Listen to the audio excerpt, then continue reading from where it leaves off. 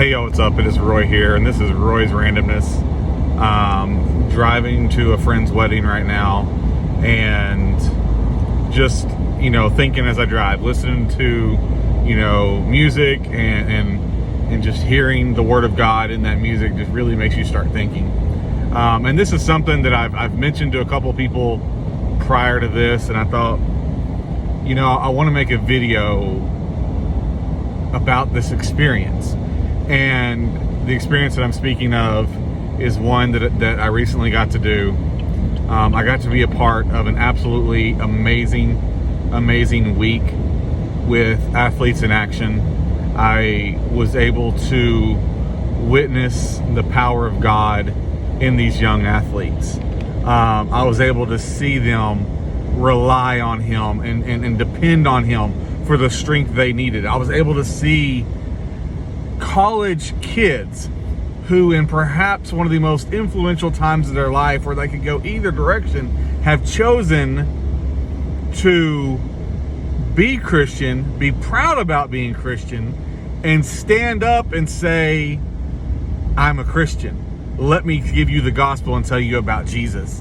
And so I got to spend a week being inspired by these kids and their willingness to stand up and serve God. I got to spend this time watching them take up their cross and follow Him. And, in Matthew 16, it says, if any man will deny himself, take up his cross and follow Him. And I got to figuratively watch them do this, but I also got to literally see them, not a whole cross, but take a board over their shoulders with 2 nails and carry it as they walked and ran. And watching this and seeing this happen just inspired me. It made me, as I sat there and took photos, God pricked my heart. And I realized, I know I've told people about Him. I know I've talked about Him to anyone who will listen. But have I ever truly denied myself and taken up my cross? Have I ever truly lived that verse out? And I like to think at times maybe I have, and other times I definitely haven't. But one thing I had never done was physically experience even a portion of what Jesus Christ went through. And so while this was going on, I messaged the guy that was in charge of everything that was happening there, and I said, can I please do this after the last student goes? Can I take a board and I didn't have any nails with me that they had, so I made a couple of nails out of a stick, and I said, can I please do this? And of course, without delay, absolutely go for it, do it. And so I took photos of all the kids, and then it was my turn. And I took this 2x4 and I carried it up this hill. And one of the men that was the leader of this group, one of the men that was there as a teacher and as a coach, and he read verses to me, and he placed the board across my back, and he put the nails in my hand, and he said, go take your walk. And I walked down this hill, and as you went down the hill, you curve and you go over to this little track area, and then you walk, run, jog, whatever you around this track. And being where we were, which I don't think I mentioned, we were in Puerto Rico. As I'm walking this track, as I'm getting towards the end of it, I begin to feel my hands go numb.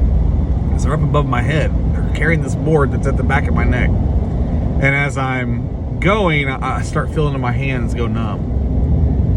And I'm looking, and I'm realizing that I can't do anything but look down and look forward. And I can slightly turn my head to the right, and I can see the beautiful mountains. The mountains that He says will proclaim His glory. The mountains that He created, the mountains that He carved with His own hands in this beautiful island of Puerto Rico. And I can see those off to my side. and then I can look down and I can see the track in front of me, and I can see the shadow that's underneath me, that's from the sun over my head. And I begin to realize I've always known about the sacrifice that Jesus made. I've always known, yes, he walked up Golgotha and he was mocked and he was spit on and he was cursed and he was hit and beat and the beard torn from his face. And I've always heard these things. And I knew that he died for me, but I had never experienced even a portion of what he physically went through. And so as I carried this cross, this 2x4, and I start to feel my arms go numb. And I got to thinking about the fact that I was in comfortable tennis shoes. I was in gym shorts and a t-shirt. I had a ball cap and sunglasses. And Jesus didn't have these things. He's walking up this hill. He's not on a soft track either. He's walking through the city. He's walking up this hill with whatever he had on. Maybe it was just a sackcloth and some sandals. Maybe he didn't I believe he was barefoot. You know, and I'd imagine they had stripped everything away from him that they could by that point. I know they have. It speaks of it. And so I imagine him walking. I got to thinking, he doesn't have the comforts that I have as I'm walking this. So it makes that experience, makes me realize even less that I'm actually experiencing, but it was enough to make me realize. And then what really struck me as I tried to look up, I had one athlete walking in front of me. Matt's walking in front of me, and I'm following behind him. And I'm doing my best to look up as I have this board over my back and over my neck. And I'm realizing I can't look up. I couldn't look up, and I hadn't been beat. I hadn't been torn and mocked and just been ridiculed. I had been supported. I had verses prayed over me, and I couldn't look up. And it made me realize that when we're in the hardest time of our life,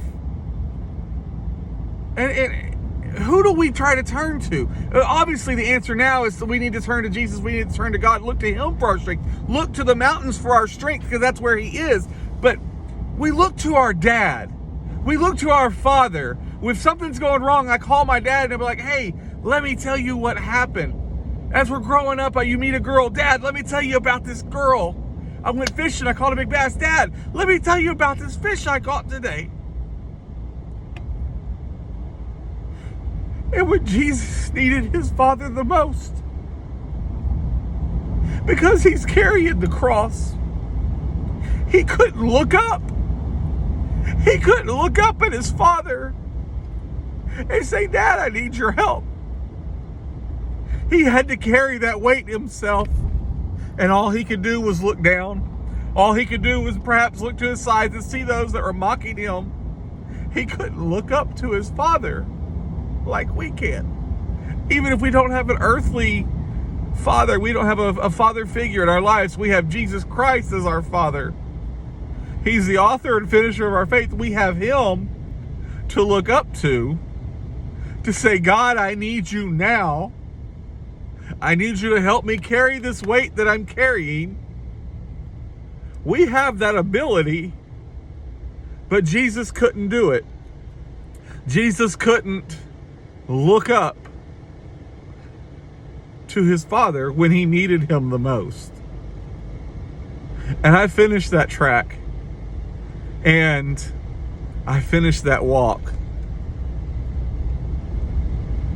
And I got to one station and the cross was taken off of me. And I finished my run and I ran the rest of it. And there was people there at the end to hug me and to greet me. And it was such the most uplifting thing to have somebody knowing what I had just experienced there to just wrap me in their arms. Jesus didn't have that. Jesus, as he hung on the cross, had to experience his father turning his back on him and the world going dark because of the sin he had just taken onto himself. When he needed his father the most, his father had to turn away because of our sin that he had just taken. I had people there to lift me up and comfort me and hug me, and Jesus didn't have that. But he still endured all. He endured every bit of that for us, so that we can have everlasting life. So I want to encourage you. If you've never accepted Christ, if you have never given your life to him and said, God, Jesus, I want you to forgive me of my sins. I want to follow you. I want to deny myself. I want to take up my cross, and I want to follow you. If you have never done that in your life, make that choice today.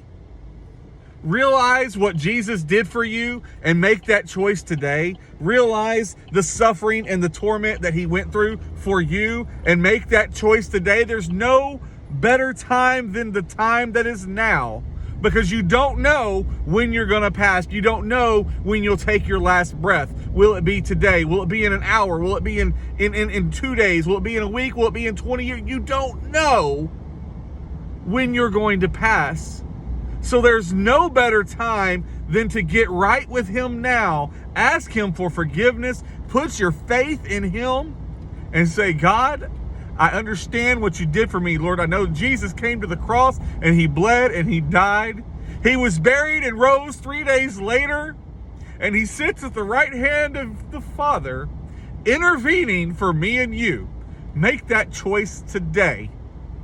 Take up your cross and follow him, and accept that sacrifice that he made for you. Today is the day. I love you all. Thank you for listening. I'll pray for you.